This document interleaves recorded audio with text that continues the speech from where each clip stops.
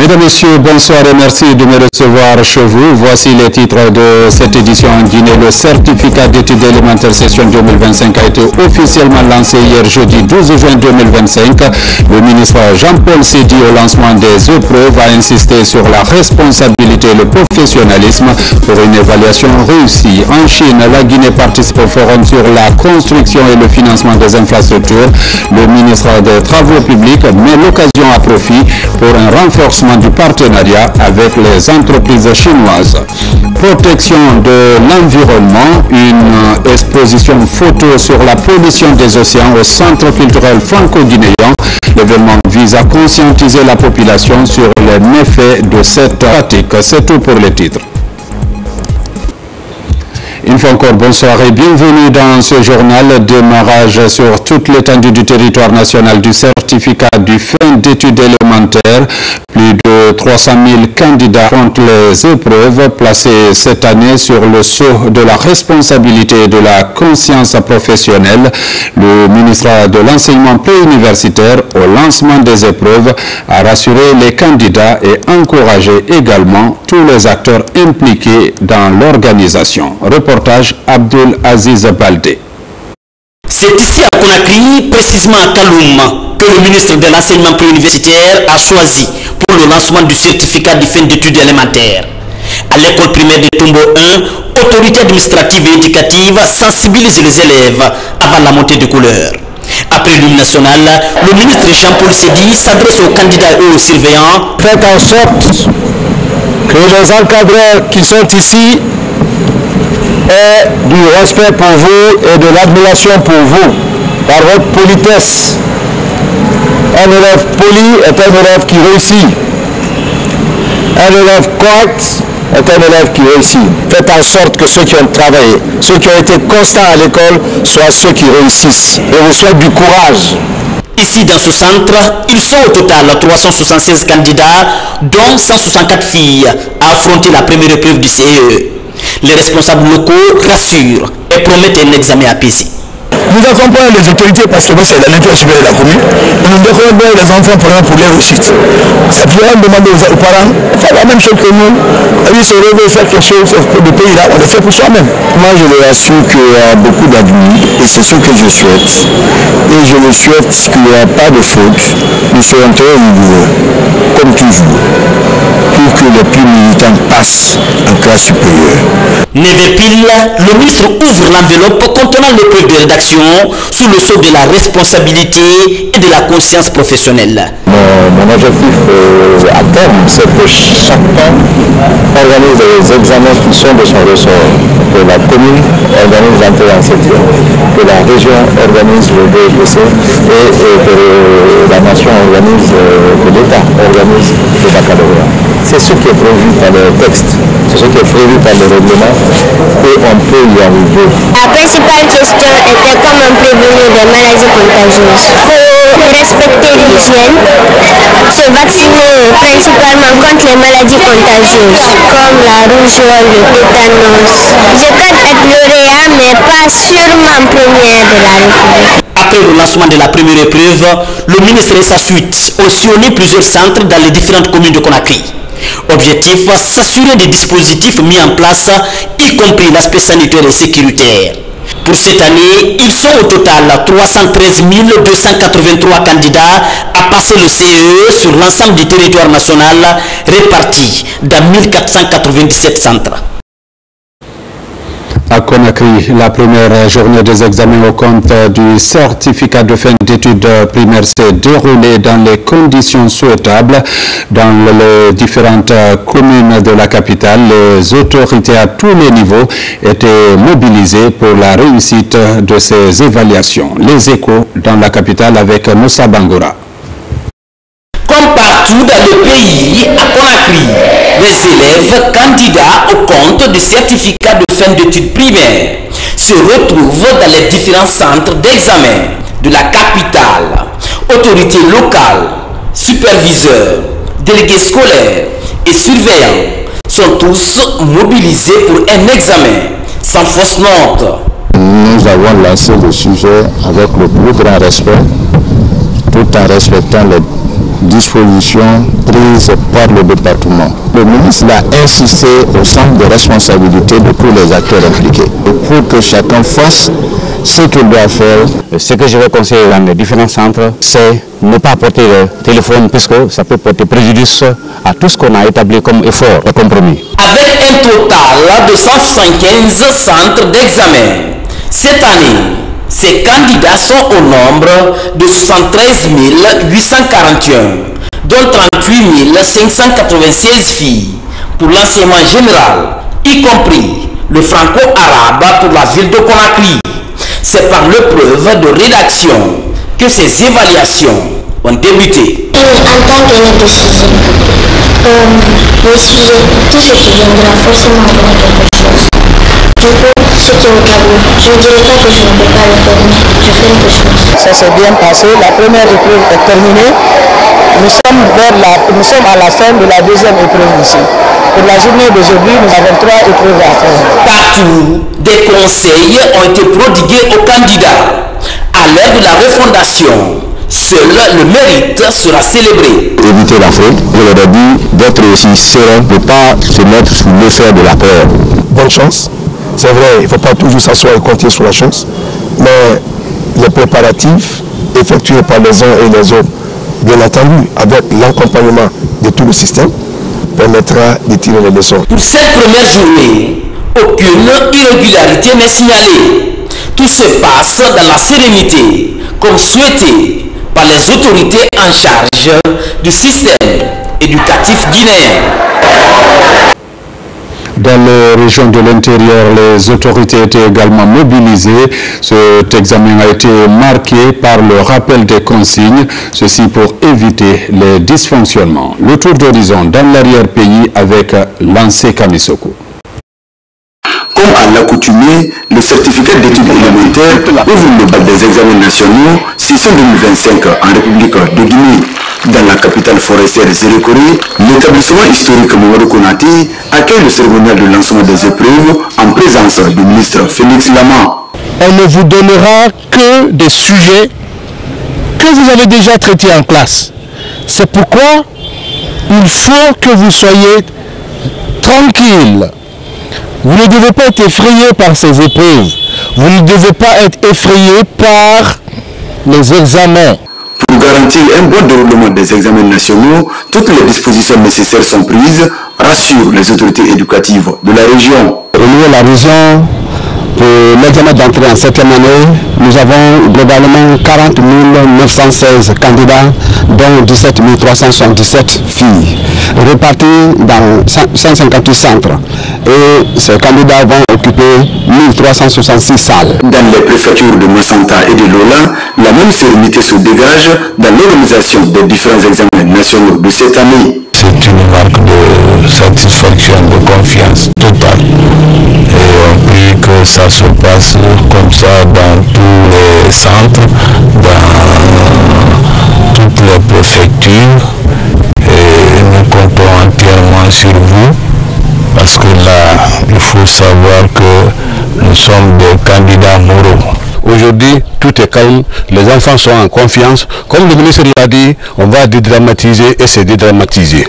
Autrefois, c'était tout un mandat, mais aujourd'hui, c'est une ouverture des premières épreuves qui s'est passée dans le calme, l'inquiétude et la transparence. Dans le Sankaran, les autorités administratives et éducatives se sont donné rendez-vous au lycée Gamal Abdel Nasser pour l'ouverture solennelle de ce premier examen de l'année 2025 en Guinée. C'est le préfet Bernard Kamano qui a présidé la cérémonie de lancement aux côtés des autorités éducatives de Farana. À l'examen d'entrée en 7e, nous avons dans la région de Farana 22 000 candidats, dont 9 000 filles pour 128 centres. J'espère que les conseils qui ont été donnés ont été bien assimilés par les élèves et tous ceux qui sont chargés de l'encadrement de cet examen. Dans la ville de Dina Salifou Kamara, les autorités administratives se réjouissent du respect des principes généraux des examens nationaux en République de Guinée. Un moment solennel pour Alcénie Kamara de rappeler l'importance de la transparence avant, pendant et après les épreuves. Avant notre arrivée, je crois que tout a été mis en place. Que ce soit des souverains, des enfants, ils sont tous en Corse. Et là, l'enveloppe a été ouverte devant tout le monde. Et le constat vraiment est bien parce que les conditions à laquelle les élèves sont assis, vraiment, c'est ce qui est sur les normes. Et les enfants ici ne sont pas stressés. De Ferrocaria à Kindia, aucune fausse note n'est enregistrée en cette première journée du certificat d'études élémentaires. Nous avons exhorté les enfants au travail à la rigueur, pour que en fin d'année, au résultat, pour qu'on ait beaucoup de lauréats à Kindia et à Afrique plus précisément. D'abord, dans le cadre général, on a pris des agents de sécurité pour tous les centres. Chaque centre a un agent de sécurité et un agent de santé. Et on a deux surveillants par salle. Et cette année, il y a même une brigade mobile qui est désignée en cas d'incident quelque part pour que ces gens-là puissent se rendre sur les lieux et intervenir rapidement. Avant le démarrage des épreuves ce matin en Zirikoli, le ministre Félix Lama a sillonné quelques centres d'examen dans la capitale forestière. Il a ainsi prodigué des conseils aux candidats à l'école primaire du Camp Bianzin et au lycée Alpha Diallo. Le suivi de la mise en œuvre des actions du Forum Chine-Afrique se poursuit. À l'occasion, le ministre de la Coopération internationale a rencontré plusieurs entreprises chinoises évoluant en Guinée. Les débats sont axés sur le renforcement des liens de coopération existants entre ces sociétés et la République de Guinée. Reportage d'Aouda Tabansila. La rencontre représente une opportunité précieuse pour évaluer la dynamique de coopération économique et examiner les projets de partenariat qui constituent le socle des relations entre la République de Guinée et les grandes entreprises chinoises, des entreprises qui entendent renforcer ce lien de collaboration. Actuellement, nous avons un projet de barrage à Amaria qui est en cours de construction. Nous avons déjà 3000 employés sur le site. Nous avons déjà réalisé à peu près 30% du montant total de l'investissement sur ce projet. En Guinée, ces sociétés évoluent dans les mines, l'énergie, les télécommunications, les infrastructures et les finances. La suite logique pour faire l'état des lieux, la convergence dînatoire que son excellence le général Mamadi Doumbouya, chef de l'État, avait réservé aux grandes entreprises chinoises lors du FOCA passé le 5 septembre 2024. Si vous avez écouté les banques, Exim Bank, ICBC, c'est aussi CapFund, c'est le fonds qui a été créé en Afrique du Sud en marge du FOCA pour vraiment supporter les entreprises chinoises pour faire des financements en Afrique. On a expliqué, leur dire d'accompagner davantage les entreprises guinéennes. Vous savez, la Guinée, nous avons le code sur le contenu local. Il faut effectivement que désormais, les entreprises chinoises font la jointe venture avec les entreprises sérieuses guinéennes pour vraiment faire des projets concrets à la République de Guinée. Le FOCAC et cette rencontre économique Guinée-Chine sont les plateformes essentielles pour le renforcement de la coopération entre acteurs économiques, une occasion d'aborder les défis rencontrés dans la mise en œuvre du plan d'action FOCAC 2024 et présenter ainsi de nouvelles opportunités d'investissement dans le cadre du programme Simandou 2040. Le Forum international sur la construction et le financement des infrastructures tenu à Macao en Chine a connu aussi la participation du ministre des Infrastructures et des Travaux publics. Les échanges entre Mamadou Abdoulaye Diallo et les entreprises chinoises qui travaillent dans le secteur des travaux publics en Guinée ont porté sur l'accélération des projets en cours de réalisation et invite a été lancé également à d'autres investisseurs à s'intéresser à la Guinée. Le point avec Aboubakar Junior Kamara, envoyé spécial. Le Forum international sur l'investissement et la construction d'infrastructures se tient à Macao, en Chine, du 9 au 12 juin 2025. En marge donc des travaux de ce rendez-vous d'envergure internationale, le ministre des Infrastructures et des Travaux publics de la République de Guinée, accompagné de ses directions sectorielles, comme le fer et la Géroute, échange avec les entreprises chinoises qui travaillent dans le domaine des travaux publics en Guinée. Le message du général Mamadi Doumbouya est transmis à ces entreprises afin de respecter les clauses des contrats. Unanimement, les entreprises chinoises réitèrent leur engagement quant au respect des délais, mais surtout la garantie des infrastructures. Il a dit que la société Renachil, il est entré dans la Guinée depuis le 1987. On a travaillé beaucoup là-bas. On a eu les projets qui ont déjà fini et puis on a les projets qui a réalisés en cours. Aujourd'hui, il a rencontré avec monsieur le ministre pour échanger avec l'avancement des projets, aussi les projets à l'avenir. Ils ont promis à monsieur le ministre pour les projets qui sont en cours, on va prendre notre responsabilité pour respecter le délai, aussi la qualité. La Chine est un partenaire de premier plan de la Guinée. C'est pourquoi plusieurs chantiers d'envergure sont confiés aux entreprises chinoises, notamment la construction de l'autoroute 2x2 voies à Kankan par Inachine, la reconstruction de Menou Labé par CRPC et Inachine, la reconstruction de Menou Farana par Cibitec, la réhabilitation de Kagbelo Sumba par Cibitec, la construction de l'échangeur de Bambeto par Sino Hydro et très prochainement la construction de l'autoroute 2x2 voies Kagbelen-Tanene par CRBC. Tous ces projets constituent aujourd'hui des priorités pour le gouvernement guinéen.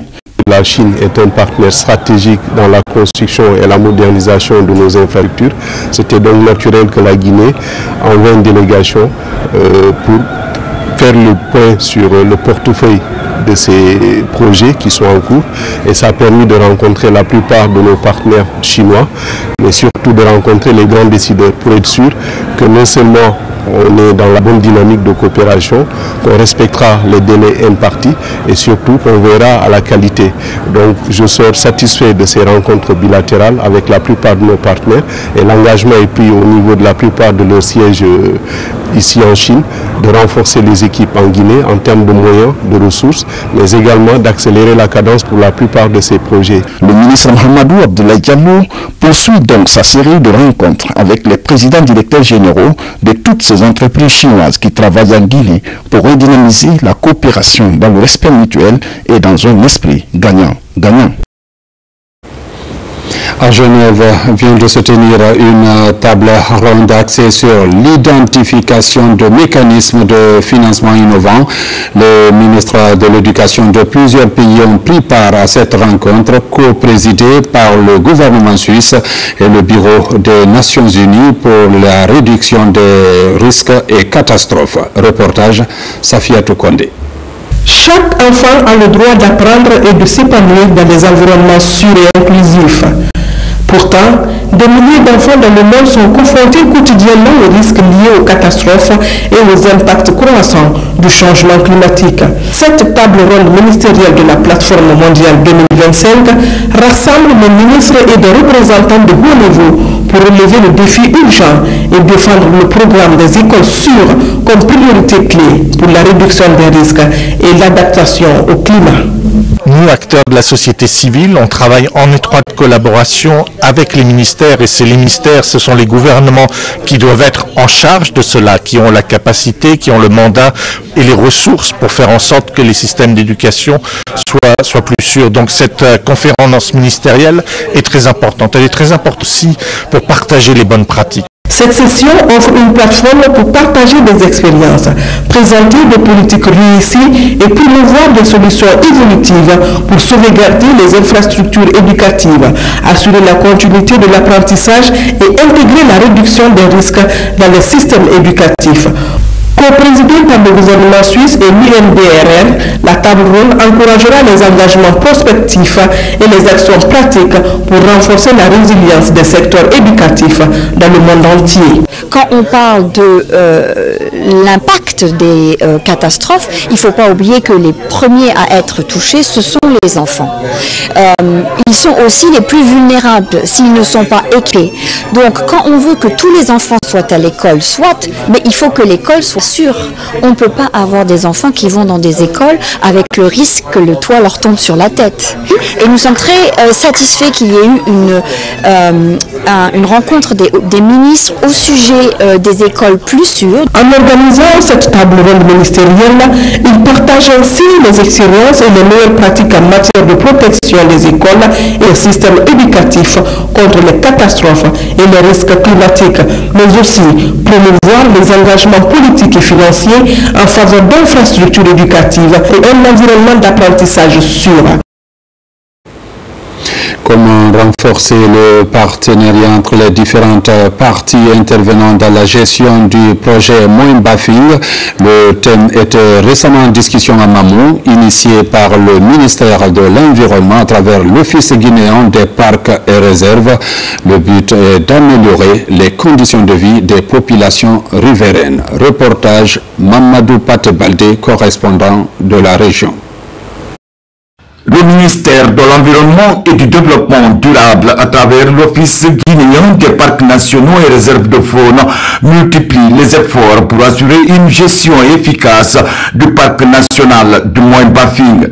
À Mamou, les différentes parties prenantes intervenant dans le paysage du parc national du Moyen Bafing se concertent autour de la mise en place d'une synergie d'action en vue d'harmoniser les interventions dans le parc. Pour rappel, il y a une multitude d'acteurs qui évoluent dans ce parc. Il y a non seulement les services techniques, des autres secteurs ministériels, notamment l'agriculture, les mines, l'élevage, la pêche, l'hydraulique et aussi les acteurs chargés de conserver ce parc. Mais sans oublier les communautés à la base, qui sont les premiers bénéficiaires de tout ce que nous aurons comme acquis dans le cadre de la préservation des ressources naturelles dans ce paysage. Il faut aider ces communautés à évoluer. Déjà, nous avons commencé cette concertation plusieurs. On est venu concrétiser maintenant en intégrant l'ensemble des acteurs clés qui interviennent dans la zone pour que les préoccupations de tous les projets, de tous les intervenants, de tous les services techniques et les bénéficiaires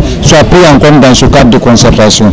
Le renforcement de cette collaboration entre l'ensemble des acteurs favorise la mise en place de mécanismes de coordination formalisés, équilibrés et efficaces. Le ministère donc a envisagé à travers cet atelier la mise en place d'une convention cadre entre ces acteurs, entre ces intervenants, afin de voir comment on peut avoir une planification commune et centralisée, des engagements communs avec des actions différenciées sur le terrain et des actions dont l'impact cumulé positivement accompagner les communautés afin de réduire leur pression sur le bassin, le paysage du Bafing Falémé dans son ensemble et plus particulièrement dans le cœur du massif de Fouta Djallon. Au terme de 3 jours d'intenses travaux, un cadre de concertation a été mis en place. Son objectif est de faciliter une meilleure coordination entre les différents acteurs en vue d'assurer un développement durable des populations vivant le long du parc national du Moyen Bafing. Des télécommunications, la Guinée et la Sierra Leone viennent de signer une convention dans le domaine de l'Internet. La SOGEB et l'EOSCOM envisagent une interconnexion, ceci pour le bien des populations des deux pays. Reportage Souleymane Diaraya Kamara.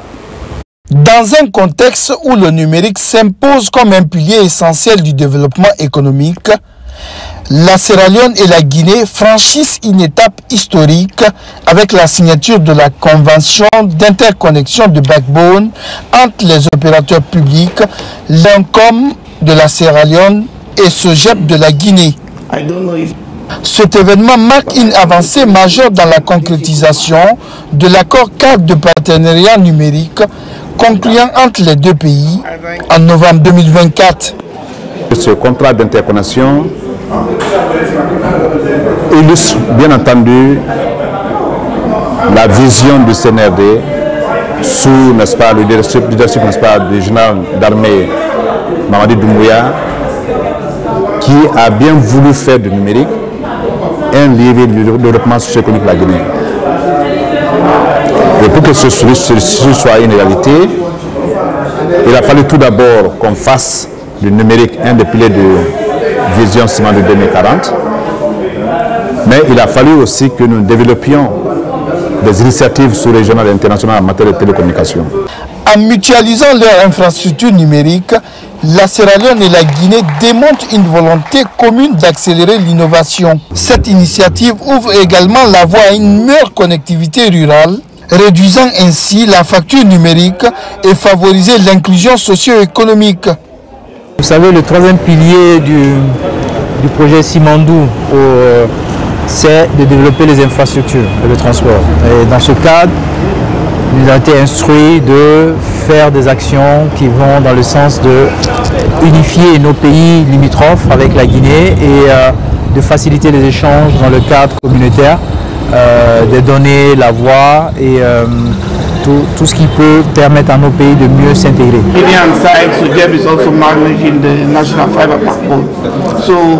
Dans le cadre de la signature d'une convention entre la République de la Sierra Leone et la Guinée. Alors nous sommes là pour venir signer cette convention et, n'est-ce pas, renforcer le système de gestion avec les backbones des différentes deux nations. Toutefois qu'il y a, n'est-ce pas, des pannes techniques, la Guinée peut se servir de ses atouts pour pouvoir, n'est-ce pas, rehausser et en tout cas établir, n'est-ce pas, cette connexion entre les deux nations. Cette collaboration entre la Guinée et la Sierra Leone témoigne d'une vision partagée, celle d'une Afrique interconnectée.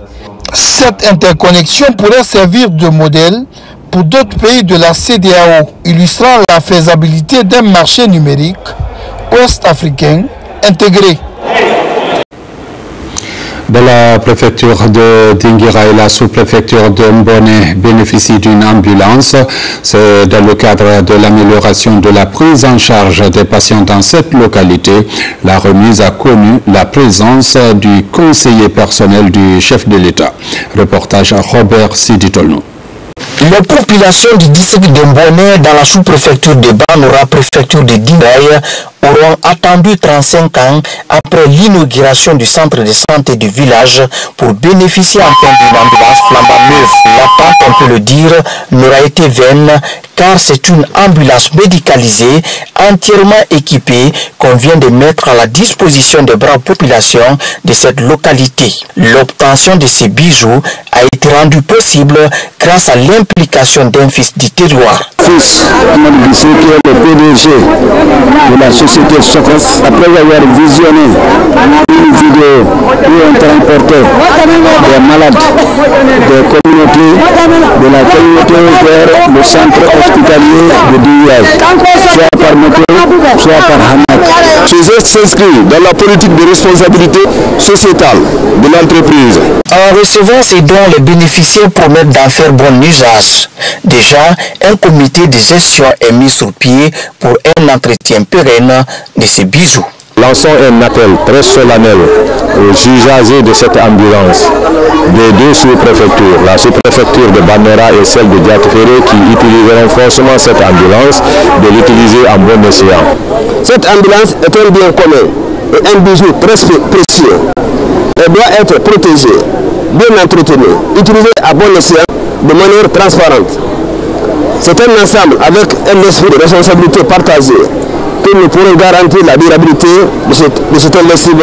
À travers cet acte symbolique, les populations de Mbone ont exprimé leur gratitude aux donateurs. Les prières et bénédictions ont été formulées à la grande mosquée de la localité pour le chef de l'État, mais surtout pour le renforcement de la paix et la cohésion sociale. En marge de la conférence des Nations Unies sur l'océan qui se tient à Nice, une exposition de photos et tableaux sur la pollution de l'océan est organisée au Centre culturel franco-guinéen. C'est pour conscientiser les acteurs afin de prendre soin de l'océan, un endroit vital pour l'homme qui est pourtant en proie aux actions anthropiques. Reportage Ousmane Ba. L'activité est organisée à marge de la conférence des Nations Unies sur l'océan qui se tient à Nice. À travers ce panneau explicatif, cette table de photographie, l'on met un accent particulier sur les menaces que subit l'océan. Un projet porté par le photographe Malik Sidibé, l'artiste Queen Rima et le mannequin Mamadou Yaya Diallo. Les articles sont exposés ici au Centre culturel français grâce à un partenariat avec l'ambassade de France en Guinée. Nous, ici à Conakry, on a voulu faire un écho, une résonance de ce plaidoyer, de cette mobilisation de l'ensemble des acteurs pour l'océan. Donc ce soir, on est au Centre culturel franco-guinéen, on est avec des artistes à qui nous avons passé des commandes pour nous raconter l'océan et pour en quelque sorte illustrer le plaidoyer de cette mobilisation de tous les acteurs pour l'océan. Pour la réalisation de ces œuvres, les artistes ont sillonné certains lieux emblématiques de Conakry, à savoir le port de Boulbiné, la plage de Kamayenne et la plage de Taouya. Les photos sont basées sur l'océan. Ils voulaient que je montre comment l'océan est un peu sale. Il y a beaucoup de plastique dans les océans. C'est très important qu'on travaille pour nettoyer parce qu'on gagne beaucoup de notre oxygène dans l'océan aussi. Et puis notre nourriture, et puis tout ça sort dans les océans. C'est très important. Le message derrière, c'est de nous rappeler que de protéger l'endroit où on vit, ce n'est pas seulement un devoir de l'écologie, mais c'est aussi un devoir moral de se rappeler qu'on vit dans un endroit qu'on doit toujours protéger. Cette exposition qui reconnaît le lien entre l'océan et la vie humaine s'avère comme un appel à l'unisson pour que l'on fasse de la préservation de l'océan l'affaire de tous. Mesdames, Messieurs, c'est la fin de cette édition. Merci de l'avoir suivi et bonne suite de programme sur la RTG.